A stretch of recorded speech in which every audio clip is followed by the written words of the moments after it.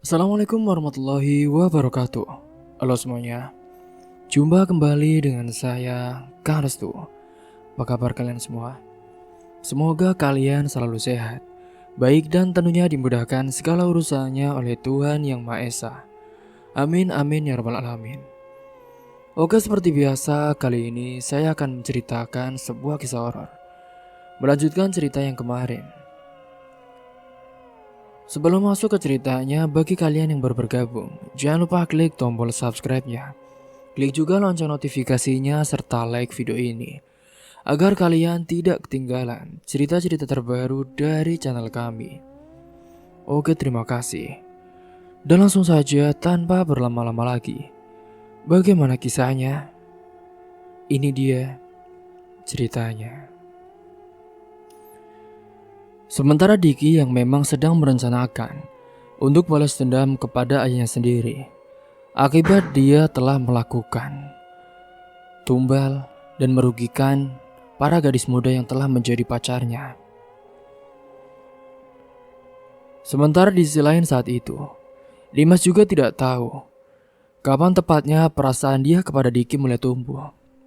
Mungkin sejak pertama kali ia menyadari bahwa Diki berbeda dari yang lain, atau mungkin sejak ia tahu bahwa Diki adalah satu-satunya orang yang pikirannya tidak bisa ia baca. Diki adalah teka-teki yang ingin ia pecahkan. Sejak pertemuan di taman sekolah, ketika Diki menolak minuman yang ia tawarkan dan pergi begitu saja, Dimas merasa semakin terdorong untuk mendekatinya. Ia tahu ada sesuatu yang tersembunyi di balik sikap dingin lelaki itu. Sesuatu yang membuatnya selalu menjaga jarak dari orang lain. Hari demi hari Nimas mencoba berbagai cara. Ia mulai mencari tahu tentang Diki melalui teman-temannya. Namun tak banyak yang bisa ia dapatkan. Diki memang bukan tipe orang yang mudah didekati. Ia selalu menyendiri, jarang berbicara dan tampaknya tidak memiliki teman dekat. Satu-satunya hal yang diketahui banyak orang adalah bahwa ia tampan dan juga misterius. Dua hal yang membuatnya menjadi daya tarik bagi beberapa siswi di sekolah mereka. Tetapi bagi Nimas, daya tarik Diki bukan hanya dari penampilannya. Ada sesuatu yang lebih dalam dari itu. Ada sesuatu yang membuatnya ingin tahu lebih banyak.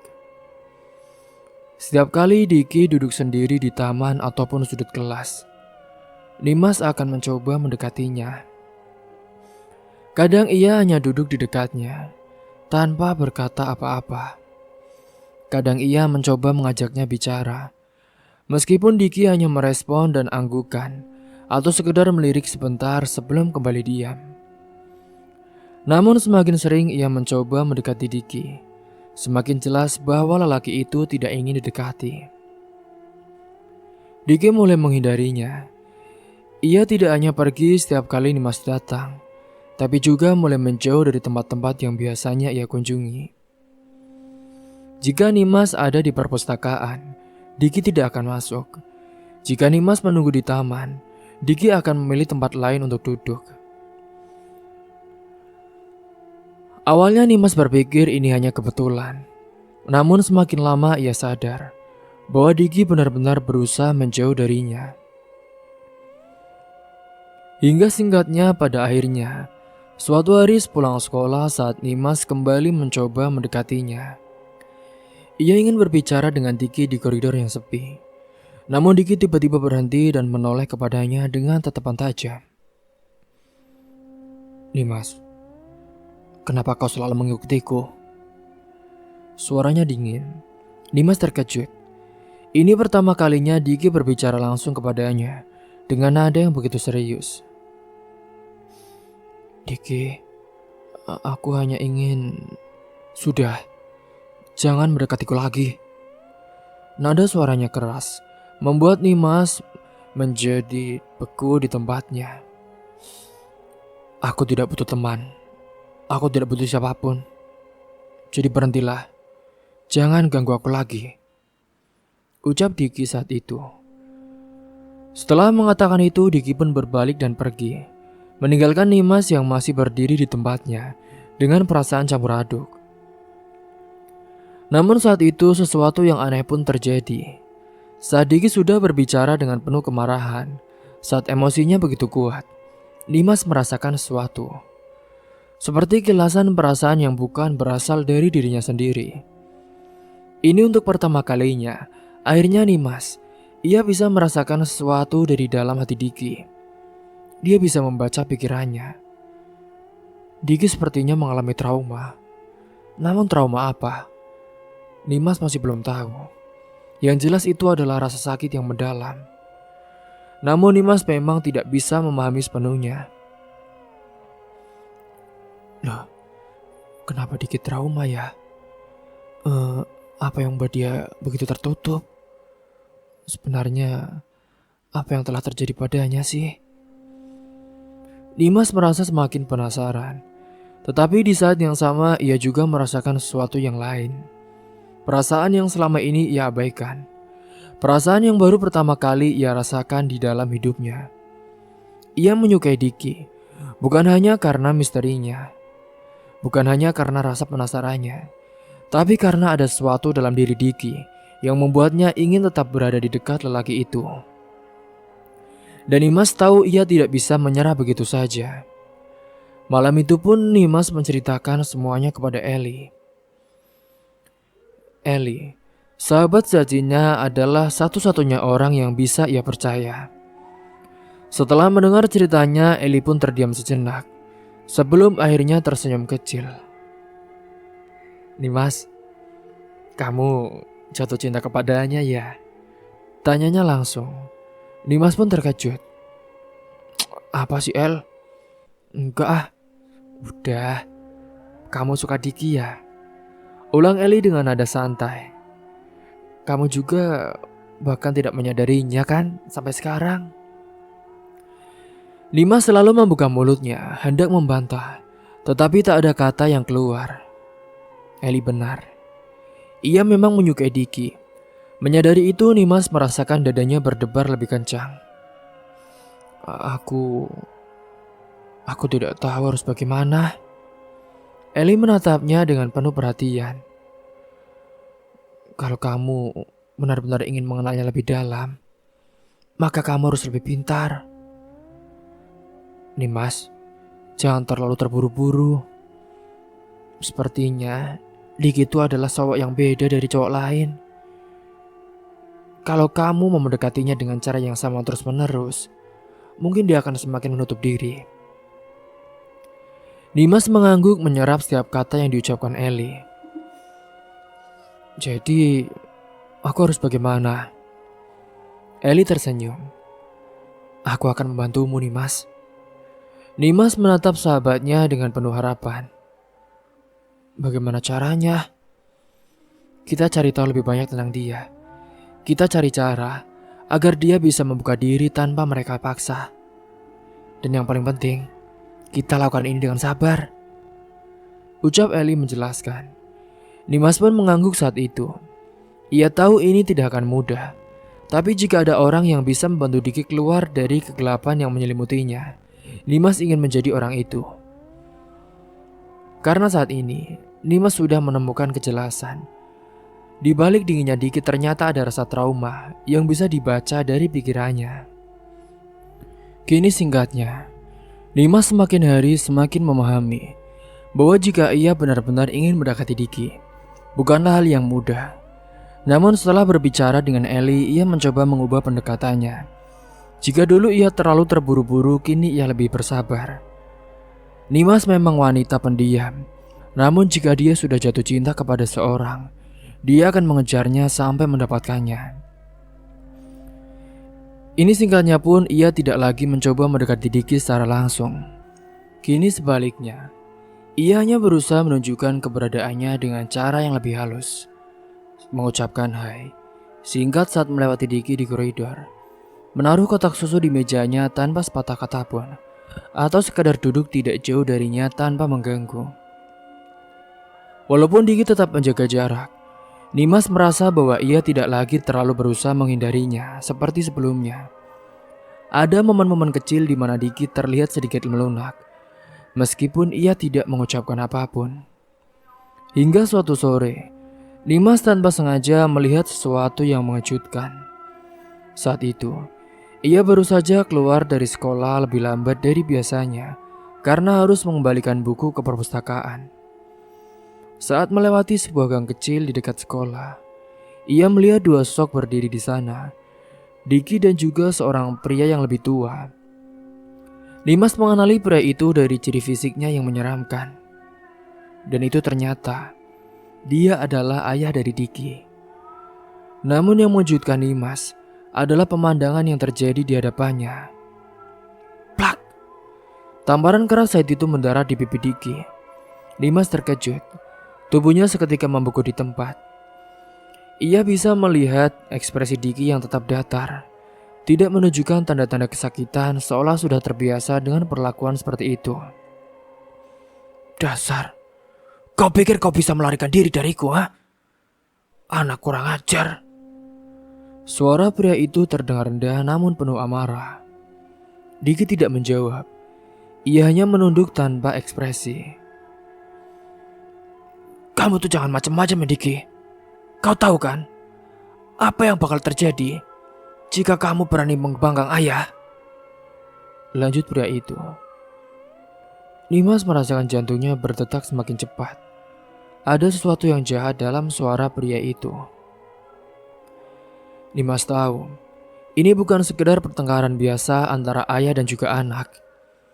Diki diam, ia hanya berdiri di tempatnya, menerima semua kemarahan itu tanpa membela diri sedikit pun. Tak ingin tertangkap basah, Dimas pun segera bersembunyi di balik tembok, mengintip dari kejauhan.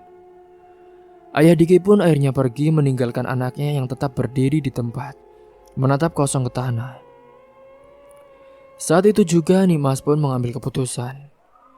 Ia harus tahu lebih banyak tentang kehidupan Diki.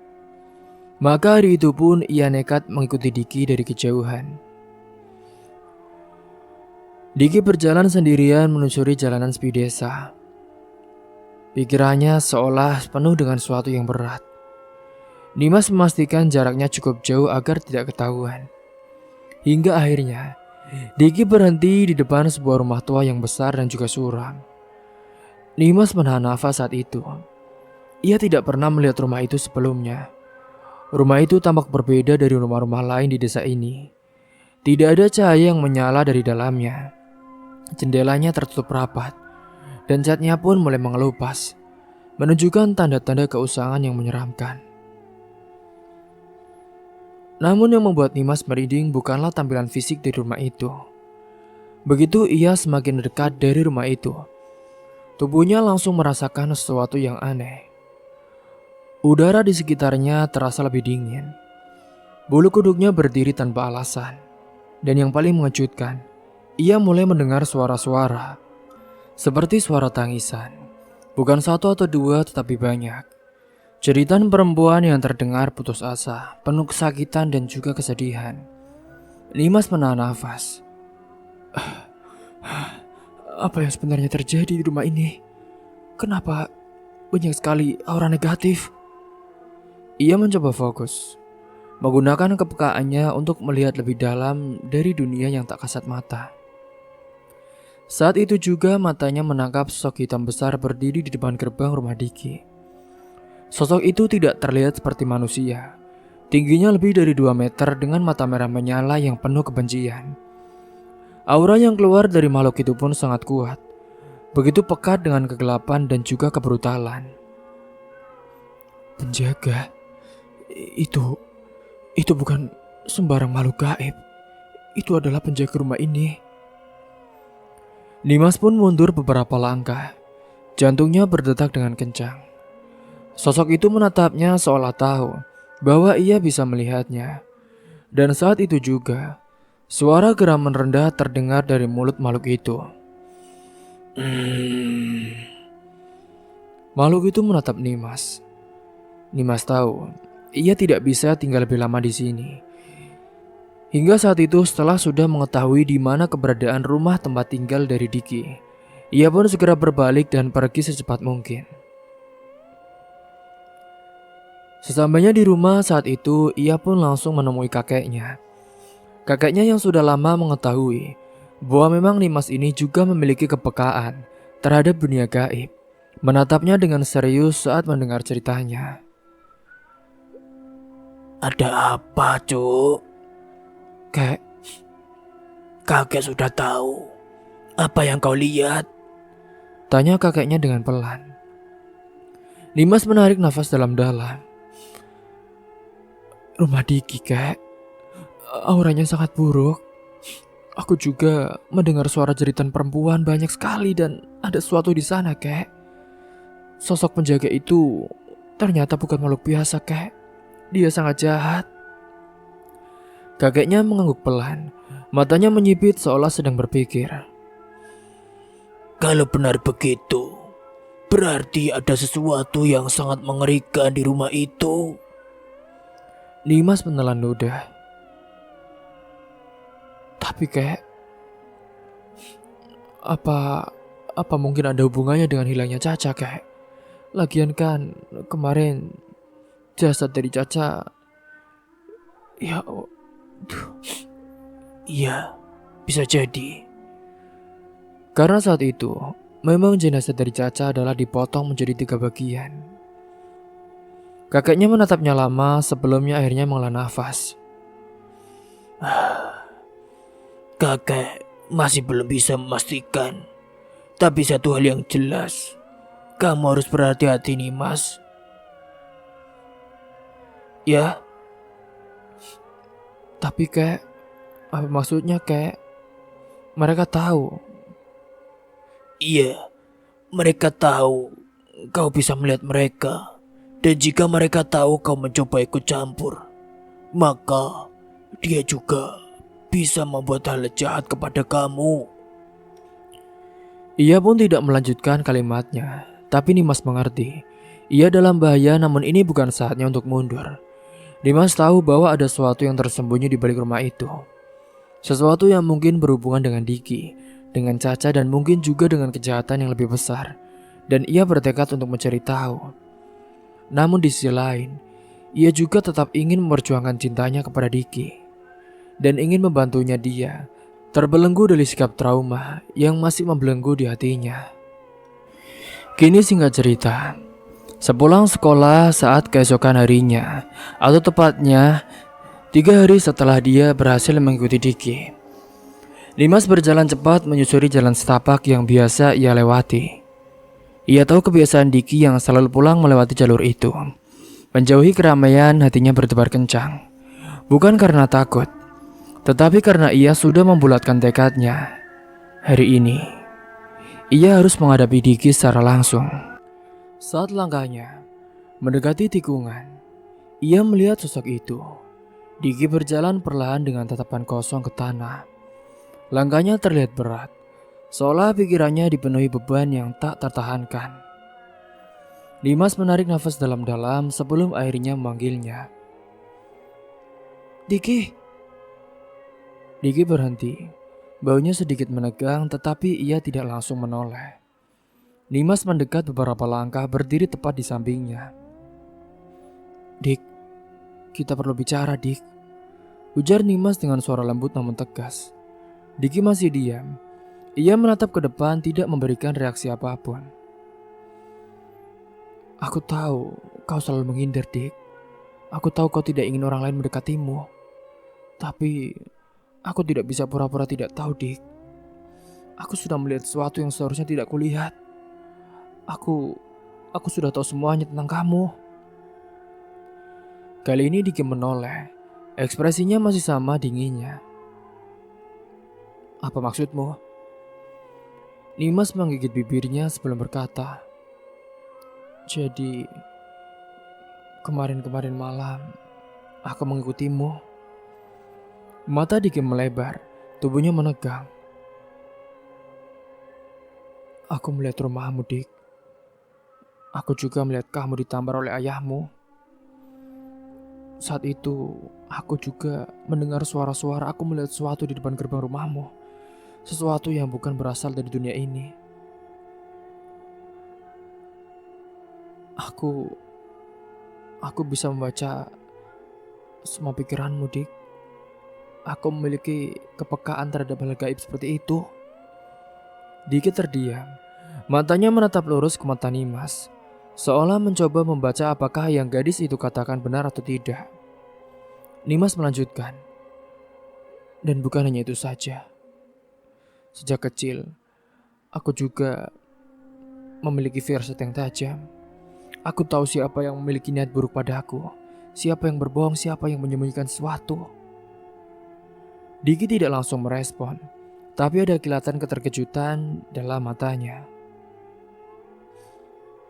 Namun kau berbeda, Diki. Aku tidak bisa membaca isi hatimu dulu. Itu membuatku penasaran. Aku ingin tahu apa yang sebenarnya kau sembunyikan. Aku hanya bisa membaca kalau kamu sedang merasakan trauma. Diki mengepalkan tangannya. Ada pergulatan dalam dirinya seolah ia sedang menimbang apakah ia harus mempercayai Nimas atau tidak. Nimas pun melangkah lebih dekat. Aku ingin tahu segalanya, Diki. Aku ingin tahu kenapa kau trauma. Aku ingin tahu kenapa kau selalu menghindari orang lain. Tolong, Diki. Tolong. Saat itu pun, Diki akhirnya menyerah. Matanya tiba-tiba berkabut dan untuk pertama kalinya, Nimas melihat ekspresi rapuh di dalam dirinya. Tanpa berkata apapun, Diki berjalan menuju bangku taman kecil di dekat jalan. Ia duduk, menundukkan kepalanya dan menarik nafas panjang sebelum akhirnya berkata dengan suara yang bergetar. Ayahku, dia bukan manusia biasa. Dia penjahat. Dia penjahat. Ucapnya sembari menangis. Nimas tetap diam, membiarkan Diki melanjutkan ceritanya. Sejak kecil, aku selalu merasakan sesuatu yang aneh di rumahku. Aku sering melihat hal-hal yang tidak bisa dilihat orang lain. Aku juga mendengar suara-suara yang mengerikan. Setiap malam, aku terbangun karena mimpi buruk, tapi aku tidak tahu apa penyebabnya. Diki menggigit bibirnya, suaranya semakin berat. Bahkan sampai aku mulai dewasa, aku baru sadar, semua itu bukan sekedar gangguan. Ayahku terlibat dalam sesuatu yang mengerikan, sesuatu yang bahkan tidak pernah terbayangkan olehku. Ia mengangkat wajahnya, menatap Nimas dengan mata yang penuh luka. Ayahku melakukan ritual ilmu hitam, dan dia menumbalkan nyawa gadis-gadis perawan. Nimas merasakan tubuhnya menegang, jantungnya berdetak semakin cepat. Aku benar-benar menyadarinya ketika aku mulai punya pacar. Gadis pertama yang kucintai, dia menghilang tanpa jejak. Lalu gadis berikutnya dan berikutnya. Aku mencoba mencari tahu, tapi setiap kali aku mendekati jawabannya, ayahku selalu mengancamku. Diki mengusap wajahnya dengan kasar. Aku berusaha merahasiakan hubunganku dengan Caca. Aku benar-benar ingin melindunginya. Aku pikir jika aku tidak membawanya ke rumah, jika aku menjaganya dari ayahku, dia akan selamat. Tapi aku salah. Aku tetap tidak bisa melindunginya. Saat itu juga air mata pun jatuh dari mata Diki. Nimas terkejut. Diki yang selama ini selalu tampak dingin dan tak tersentuh, kini menangis di hadapannya. Ayahku tahu segalanya. Dia selalu tahu siapa yang dekat denganku. Dan ketika Caca menghilang, aku tahu itu semua karena dia. Diki menunduk. Tangannya mengepal di atas pahanya. Aku membencinya. Aku membencinya lebih dari siapapun di dunia ini. Aku ingin melawannya. Aku ingin menghentikannya. Tapi aku tidak bisa, Mas. Dia terlalu kuat. Dia bukan hanya manusia biasa. Dia memiliki sesuatu yang mengerikan di sisinya. Nimas mengingat sosok hitam besar di depan rumah Diki. Ia mengerti apa yang Diki maksud. Aku takut, Nimas.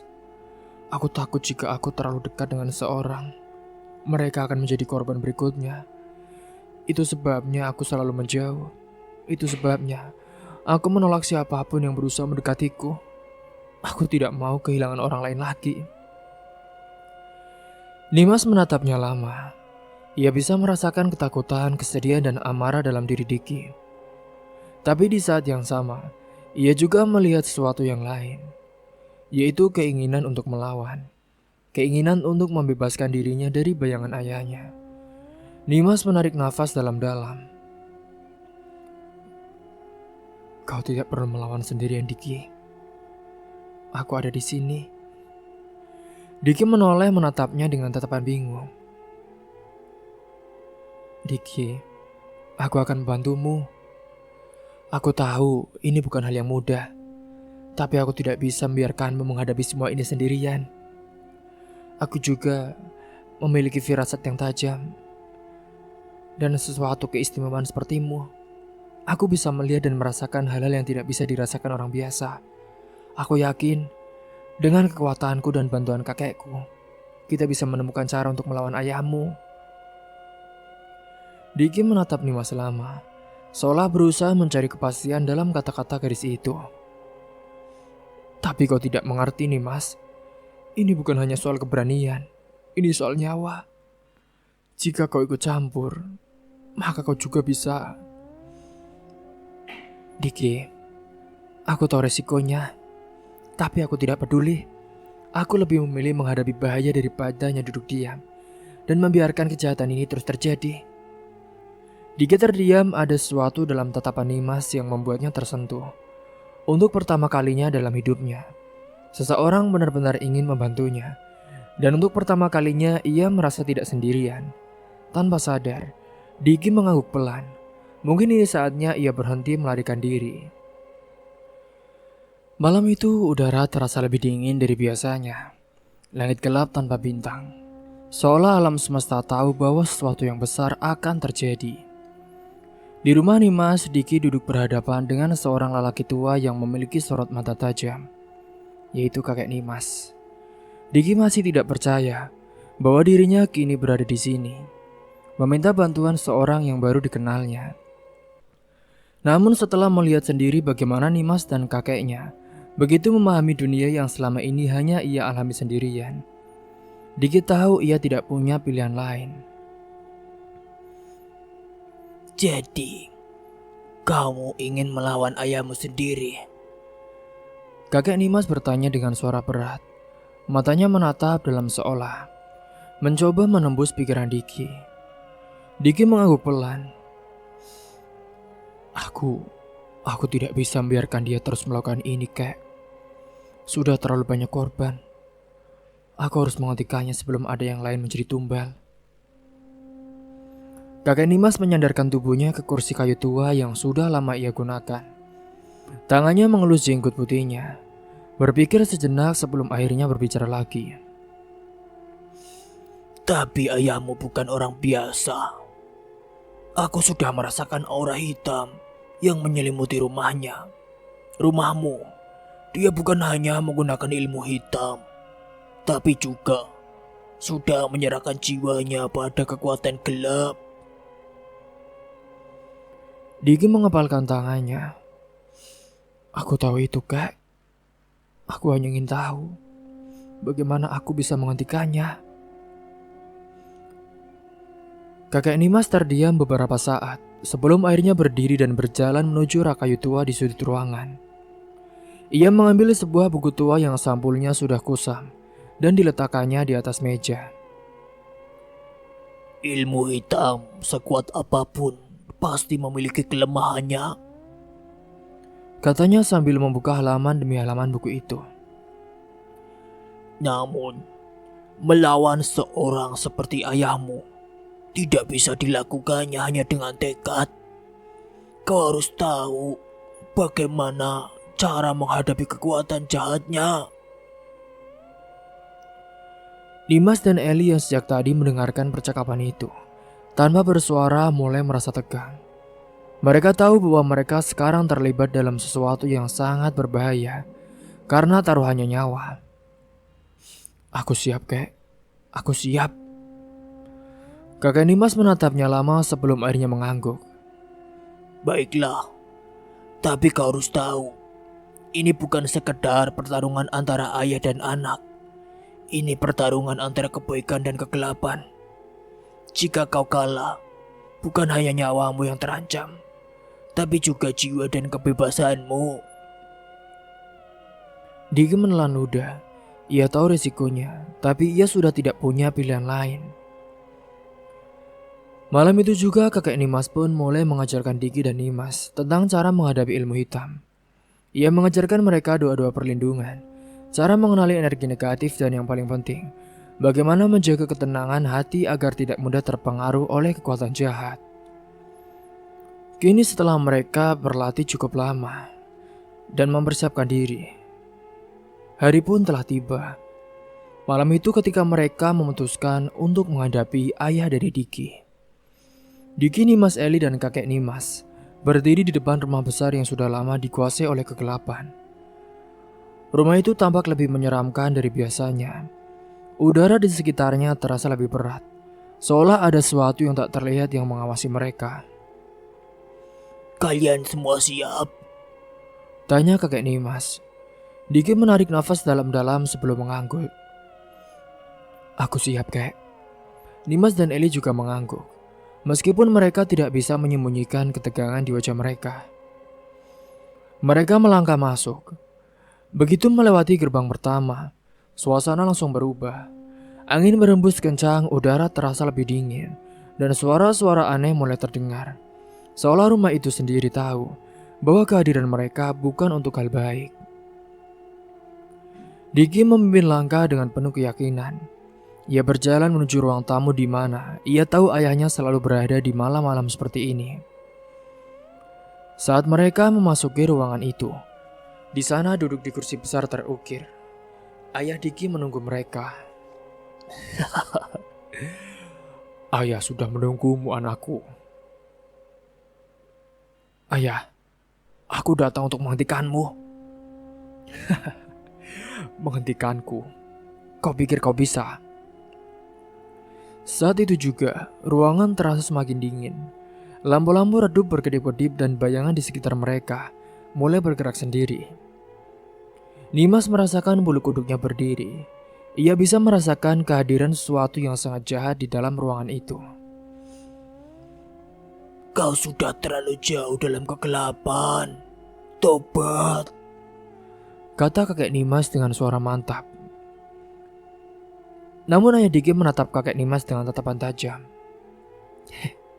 Kakek tua, aku tidak butuh pertobatan. Kekuatan ini memberiku segalanya. Aku kaya. Aku bisa melakukan apa saja. Kenapa aku harus menghentikannya? Diki melangkah maju.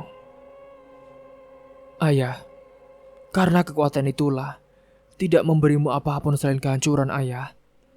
Kau akan kehilangan aku, anakmu. Kau kehilangan ibu, istrimu, dan kau akan kehilangan nyawamu jika terus seperti ini, ayah. Tatapan ayah Diki berubah dingin. aku tidak butuh anak yang lemah sepertimu.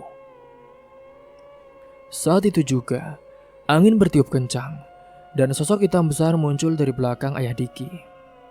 Itu adalah makhluk yang selama ini menjaga rumah itu. Matanya merah menyala, tubuhnya besar dan dipenuhi aura gelap. Kalian semua tidak akan keluar dari sini hidup-hidup, kata ayah Diki. Saat itu pun pertarungan dimulai. Makhluk itu langsung berlari. Langsung melompat ke arah Diki, tapi Diki yang sudah bersiap langsung menghindar. Kakek Nimas mulai membaca doa-doa perlindungan, membuat cahaya terang muncul di sekeliling mereka. Nimas yang sejak awal merasakan ada sesuatu yang aneh. Dia pun menutup matanya dan mencoba berkonsentrasi. Ia tahu bahwa makhluk itu mendapatkan kekuatannya dari ayah Diki. Jika mereka ingin menghentikannya, mereka harus melemahkan sumber kekuatan itu. Ayahmu Diki, dia sumber kekuatannya. Kita harus memisahkan mereka. Diki pun langsung mengerti maksud dari Nimas. Dengan sekuat tenaga, Ia menerjang ayahnya mencoba mengalihkan perhatiannya. Namun ayah Diki lebih kuat dari yang ia duga. Dengan satu gerakan saja, ia mendorong Diki ke belakang hingga jatuh. Nimas dan Eli pun bergegas membantunya berdiri. Sementara kakek Nimas terus membaca doa. Namun saat itu, tiba-tiba suara jeritan terdengar. Makhluk hitam itu mulai kehilangan bentuknya, seolah energi yang menghidupinya mulai melemah. Apa yang kau lakukan? Kami akan mengakhirinya ya. Dengan kekuatan terakhirnya, kakek Nimas pun mengeluarkan doa terakhirnya dan juga cahaya putih menyelimuti ruangan. Makhluk hitam itu mengeluarkan jeritan terakhir sebelum airnya lenyap. Tidak. Ayah Diki terjatuh ke lantai. Tubuhnya lemas, ia menatap Diki dengan mata penuh ketakutan. Kau akan menghancurkan ayahmu sendiri, Diki. Diki menatapnya tanpa ekspresi. Aku hanya mengambil kembali apa yang kau rampas dari kami semua ya. Kehidupan yang seharusnya kami miliki. Tanpa kejahatanmu. Suasana tiba-tiba menjadi sunyi. Malam itu setelah pertarungan berakhir, rumah besar yang dulunya dipenuhi kegelapan kini terasa kosong. Ayah Diki tergeletak tak bernyawa di lantai. Matanya terbuka tanpa kehidupan. Tidak ada yang bisa menyelamatkannya. Ketika makhluk penjaga hitam itu lenyap, jiwa ayah Diki ikut terseret bersamanya. Seolah telah menjadi bagian dari kegelapan yang selama ini ia puja. Tubuhnya memang masih di dunia, tapi rohnya telah hilang. Dibawa ke tempat yang tidak bisa dijangkau manusia biasa. Diki menatap tubuh ayahnya dengan perasaan yang campur aduk. Ia membenci pria itu, tetapi di saat yang sama, tetap ada rasa sakit di hatinya. Bagaimanapun juga itu adalah ayah yang telah membesarkannya. Nimas mendekat dan meletakkan tangannya di pundak Diki, memberikan sedikit ketenangan. Diki, aku tahu ini sulit untuk kamu, tapi kamu sudah melakukan yang benar.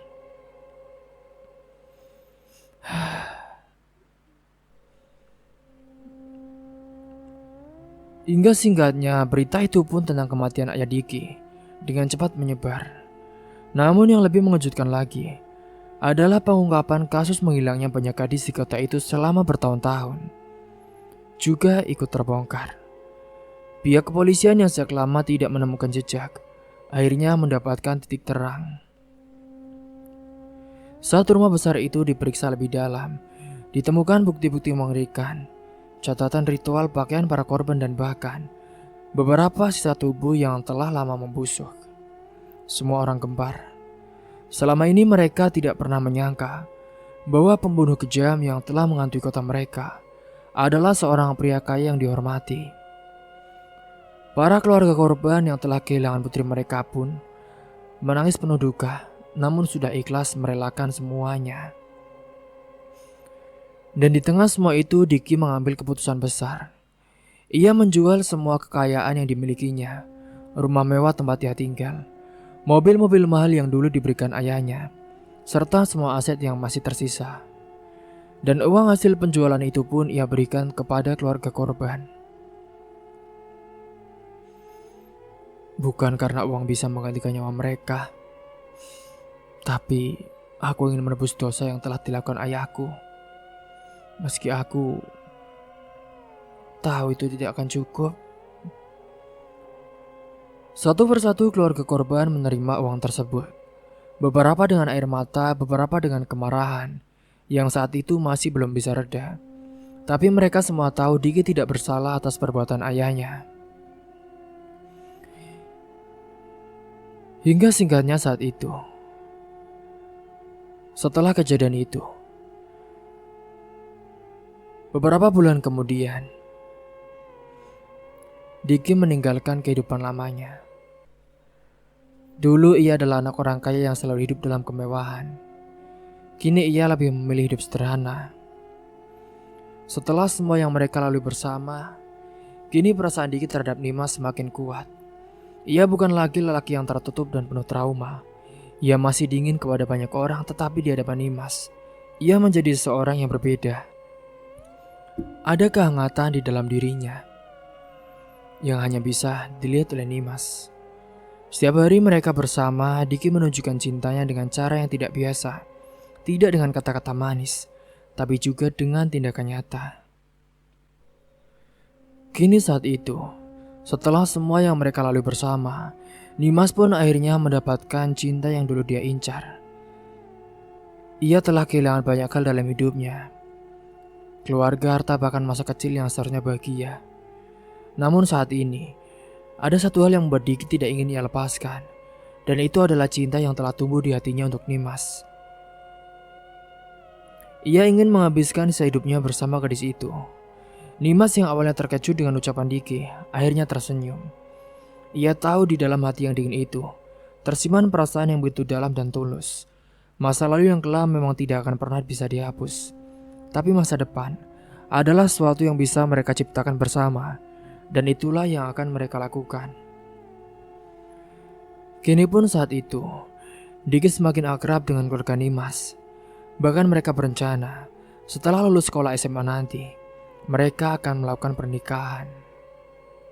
Semoga kalian semua bisa mengambil hikmah dan cerita pembelajaran dari kisah ini.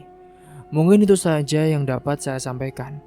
Kurang lebihnya mohon maaf apabila ada salah kata ataupun ucapan yang kurang berkenan bagi kalian semua.